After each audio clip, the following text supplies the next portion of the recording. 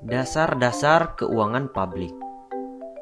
Anggota: Wirdaningsih, Ananda Melanopa, Kistidea Arsita, Agus Almikdam.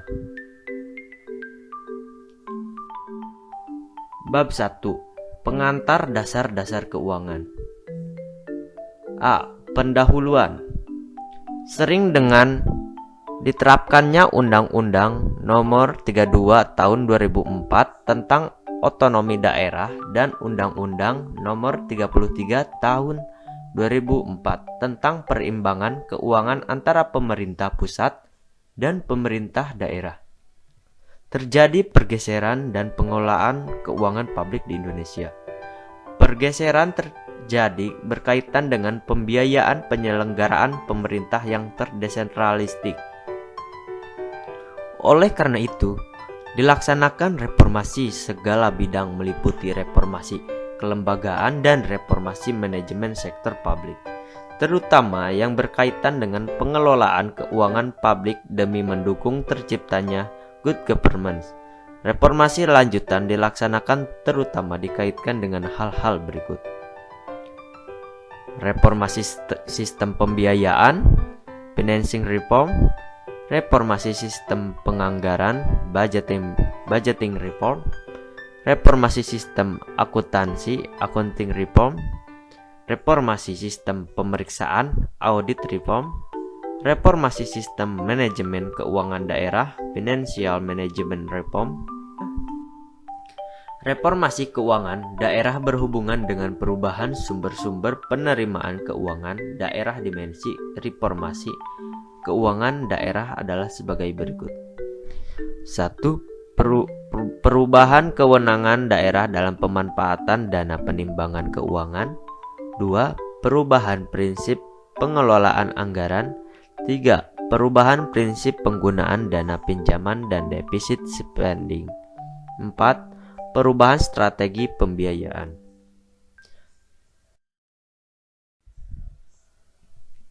Ruang lingkup keuangan publik.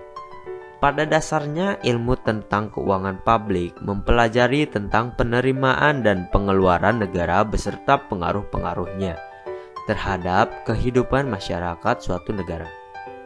Oleh karena itu, ruang lingkup keuangan publik meliputi hal-hal berikut. Pengeluaran atau belanja negara baik pusat maupun daerah. Penerimaan negara baik pusat ataupun daerah. Dampak pengeluaran atau belanja negara dan penerimaan negara terhadap kehidupan masyarakat atau dampak APBN atau APBD terhadap kehidupan masyarakat. Kesamaan antara keuangan privat dan keuangan negara. 1. Keuangan privat atau keuangan negara berkaitan dengan kegiatan-kegiatan yang menyangkut pembelian, penjualan, dan transaksi-transaksi yang lain. Untuk membiayai kegiatan-kegiatannya, maka baik in sektor keuangan privat ataupun sektor keuangan negara bisa menaikkan pinjamannya, melakukan pembayaran, dan lain-lain. Sektor keuangan privat atau sektor keuangan negara sama-sama bertujuan ingin memuaskan keinginan masyarakat. Baik sektor keuangan privat ataupun sektor keuangan negara mempunyai sumber yang terbatas. Selanjutnya, perbedaan antara keuangan privat dan keuangan negara. 1. Pinjaman hanya dapat dilakukan terhadap pihak luar. Bunga pinjaman sesuai dengan ketentuan yang berlaku. Tidak mempunyai kemampuan untuk mencipta atau mencetak uang. Mengikuti market principles. Merencanakan kegiatannya dengan mempertimbangkan penerimaannya lebih dahulu kemudian pengeluarannya. Selanjutnya, keuangan negara mempunyai ciri-ciri berikut. Hidup dengan sarana yang lebih kompleks. Apabila terjadi defisit, maka negara bisa menetapkan budget defisit untuk mengatasinya. Pinjaman dapat dilakukan baik ke dalam maupun ke luar negeri. Bunga pinjaman bisa lebih rendah dengan pinjaman yang dilakukan oleh sektor swasta atau sektor keuangan privat. Mempunyai keuangan menciptakan atau mencetak uang. Pengeluaran negara dan fungsi negara. Pengeluaran negara adalah pengeluaran atau setiap penggunaan uang dan sumber daya atau negara untuk membiayai kegiatan-kegiatan pemerintah atau negara dalam rangka menjalankan fungsinya mewujudkan kesejahteraan rakyat.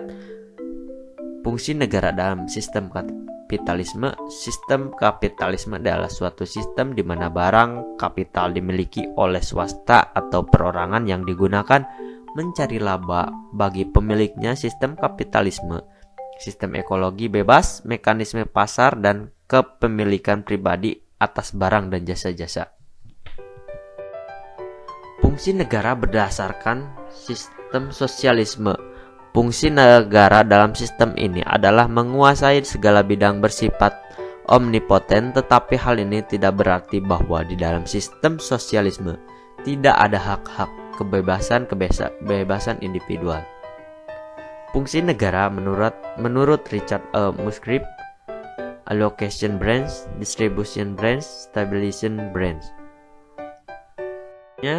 Fungsi negara menurut John Stuart Mill, necessary function of government, optional function of government. Fungsi menurut Undang-Undang 1945. 1. Melindungi segenap bangsa Indonesia dan seluruh daerah Indonesia, memajukan kesejahteraan umum, mencerdaskan kehidupan bangsa, ikut melaksanakan ketertiban dunia berdasarkan kemerdekaan, perdamaian abadi, dan keadilan sosial.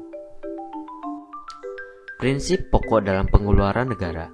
Dalam melaksanakan fungsi pemerintah menggunakan sumber-sumber daya ekonomi yang dimiliki atau dikuasai oleh baik secara langsung maupun secara tidak langsung agar sasaran yang ingin dicapai oleh pemerintah dapat tercapai dengan baik, maka pemerintah dalam mempergunakan uang dan sumber-sumber daya ekonomi lainnya haruslah berpedoman kepada prinsip-prinsip pokok yang telah digariskan. Dasar-dasar keuangan publik, asas moralitas, asas nasionalitas, asas kerakyatan atau demokrasi, dan asas rasionalitas. Asas fungsionalitas atau asas teologis, asas perkembangan, asas keseimbangan dan keadilan. Kemudian, pentingnya sektor publik. Apa yang disebut sebagai ekonomi kapitalis modern sebenarnya adalah ekonomi campuran di mana sepertiga atau lebih kegiatan ekonomi terjadi di sektor pemerintah. Dalam buku ini, istilah sektor pemerintah digunakan untuk menuju kepada bagian dari ekonomi pemerintah yang dinyatakan di dalam bentuk anggaran pengeluaran dan penerimaan. Kegiatan penganggaran dibedakan dalam 3 jenis utama sebagai berikut. Upaya pemerintah untuk menyediakan barang dan jasa tertentu yang disebut barang sosial, penyesuaian terhadap distribusi pendapatan dan kekayaan, tindak yang berhubungan dengan pengangguran, inflasi, dan laju pertumbuhan ekonomi yang tidak memadai. Kemudian, definisi keuangan publik. Keuangan publik adalah bagian ilmu ekonomi yang mempelajari aktivitas finansial pemerintah, yang termasuk pemerintah di sini adalah seluruh unit pemerintah dan institusi atau organisasi pemerintah, otoritas publik lainnya yang dikendalikan dan didanai oleh pemerintah. Keuangan publik mempelajari proses pengambilan keputusan oleh pemerintah, karena setiap keputusan mempunyai pengaruh pada ekonomi dan keuangan rumah tangga dan swasta. Sehingga untuk mengembangkan model-model ekonomi yang membantu menjelaskan arti alokasi sumber daya yang efisien atau optimal. Kemudian, alasan mempelajari keuangan publik. Keuangan publik erat kaitannya dalam proses pengambilan keputusan berdasar asas demokrasi apabila para pemilih wakil rakyat memonitor aktivitas para wakilnya. Maka para wakil rakyat ini akan bekerja lebih keras dan berusaha meyakinkan para pemilih bahwa kontribusi mereka atas pembayaran pajak akan menyebabkan pencapaian. Pentingnya sektor publik. John Stuart Mill menyampaikan alasan-alasan tentang perlunya aktivitas publik yang dilakukan pemerintah sebagai berikut. bahwa campur tangan pemerintah walaupun harus membatasi kebebasan individu dibutuhkan dalam memelihara perdamaian dan melindungi masyarakat terhadap serangan yang datang dari luar maupun dari dalam. Bahwa pemerintah haruslah bersifat interior dalam melakukan kegiatan industri dan perdagangan karena usaha seperti itu dapat dijalankan oleh sektor swasta. Kelemahan mekanisme pasar. Adanya barang publik akan didefinisikan dan dibahas dalam bab mendatang yang tidak dapat disediakan oleh mekanisme pasar sehingga harus disediakan oleh pemerintah. Adanya perbedaan biaya pribadi dan biaya sosial, manfaat pribadi dan manfaat sosial sehingga pemerintah secara nyata diperlukan dalam pengelolaan biaya dan manfaat sosial karena swasta tidak ada keinginan mengelolanya. Adanya resiko yang sangat besar yang tidak mungkin dikelola swasta. Adanya sifat monopoli dalam bidang usaha tertentu yang menyebabkan perintah harus campur tangan agar monopoli tidak merugikan para pelaku ekonomi. Ruang lingkup keuangan publik. Ruang lingkup keuangan publik bisa digambarkan dalam bagian berikut. Pertama, intervensi pemerintah, eksternalitas barang dan jasa publik, impor tidak lengkap, ketiadaan pasar, stabilitas ekonomi, pilihan publik, institusi publik, keseimbangan publik, pemilihan umum, semuanya ada dalam pemerintah.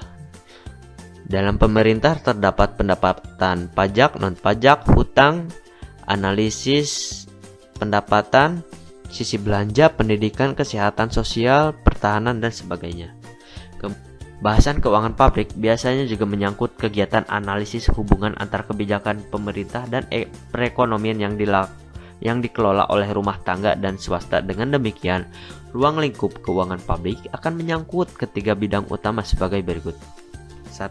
Permasalahan keuangan pemerintah itu sendiri dengan keterbatasan yang ada. 2. Segala kegiatan yang berhubungan dengan alokasi sumber daya distribusi pendapatan. 3. Analisis hubungan sektor publik dan sektor swasta. Pendekatan analisis. Pendekatan normatif. Jadi, pendekatan normatif ini akan mengarah pada bagaimana seharusnya suatu kebijakan publik ditetapkan. Kemudian, pendekatan positif. Pendekatan ini dilakukan dengan membahas hal-hal yang berhubungan dengan estimasi berdasarkan bukti empiris. Kriteria yang digunakan untuk mengevaluasi kebijakan publik. 1. Equity dan fairness, yaitu keadilan dan kewajaran. Economic efisiensi ekonomi. Paternalism, sistem paternal. Freedom of choice, kebebasan individu. Stabilisasi, trade-off. Antara beberapa kriteria tersebut, contoh kebijakan upah minimum mungkin mendorong keadilan, tetapi hal ini mungkin tidak efisien. Kemudian welfare ekonomi telah mempertimbangkan dengan cara pemberian insentif untuk mengkoreksi kebijakan berdasar keadilan sosial.